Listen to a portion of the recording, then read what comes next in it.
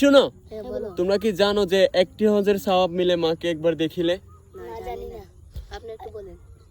হুম, মা কেন এত দামি জানে না সকলে, মা কেন এত দামি জানে না সকলে, জানতো যদি পড়তো দেখে কোরআন হাদিস খুলে, জানতো যদি পড়তো দেখে কোরআন হাদিস খুলে, একটি হজের সওয়াব মিলে, একটি হজের সওয়াব মিলে মাকে একবার দেখিলে, দেখিলে, দেখিলে, মা কেন এত দামি জানে না সকলে, মা কেন এত দামি জানে না সকলে।